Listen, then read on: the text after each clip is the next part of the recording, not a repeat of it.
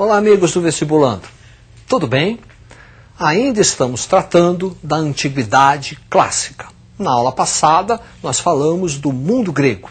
Na aula de hoje, vamos tratar do mundo romano. Para começar, preste atenção nestas imagens.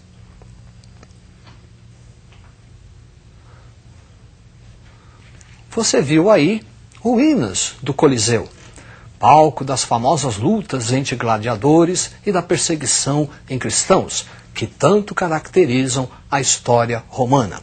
A história romana é dividida em 3 períodos.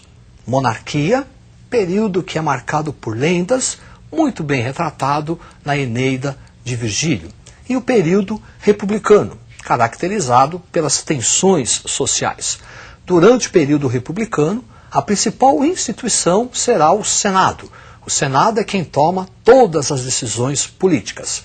Magistratura será uma outra instituição política que vai executar aquilo que foi determinado pelo Senado. As tensões sociais do período republicano envolvem a luta entre patrícios, que tinham o monopólio do poder político, e os plebeus, grupo marginalizado. Lei das 12 Tábuas, primeiras leis escritas de Roma. Depois, a criação do tribunato, ou tribunício, os chamados tribunos da plebe, que eram os representantes dos plebeus no Senado. Entre esses tribunos, 3 aqui merecem destaque.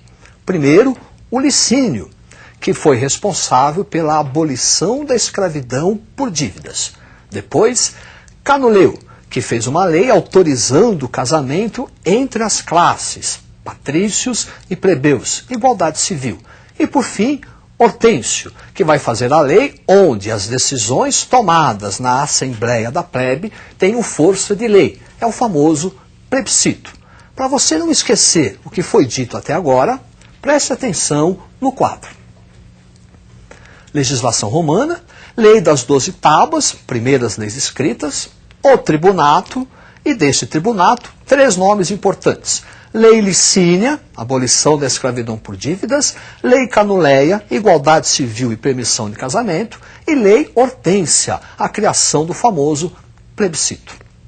Ao mesmo tempo em que ocorrem essas tensões sociais, Roma também realiza a sua expansão territorial. As guerras púnicas marcam o início dessa expansão.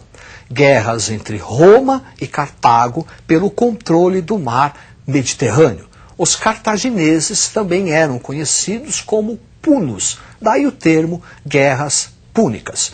No final, Roma vai conquistar toda a Itália, boa parte da Europa Ocidental, norte da África e o mundo helenístico.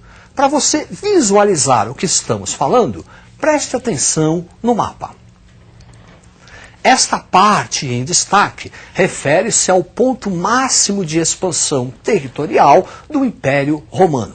Perceba que o mar Mediterrâneo está bem no centro desta conquista. Esta expansão territorial vai trazer profundas transformações para a sociedade, política, economia e cultura romana. Por exemplo, o surgimento dos latifúndios, as grandes propriedades. A atividade romana torna-se mercantil.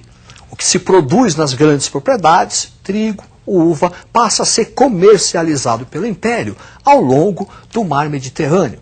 Desenvolvimento do escravismo, quer dizer, após a expansão territorial, a principal força de trabalho será a escrava.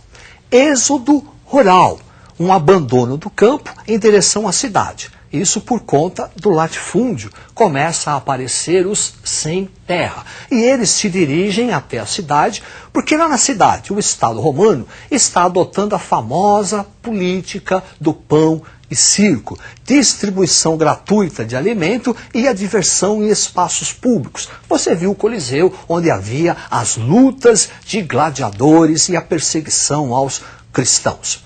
Também vão surgir os homens novos. É um novo grupo social que vai se dedicar a nova atividade econômica e também prestar serviços ao Estado, financiamento e, por fim, as guerras civis.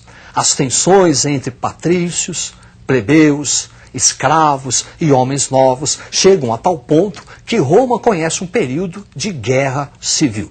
Como as consequências da expansão territorial são muito importantes, você tem que fixar, preste atenção, olha aí, expansão romana, surgimento do latifúndio, desenvolvimento da economia mercantil, o escravismo, como o escravo, principal força de trabalho, o êxodo rural, o surgimento dos homens novos e a guerra civil.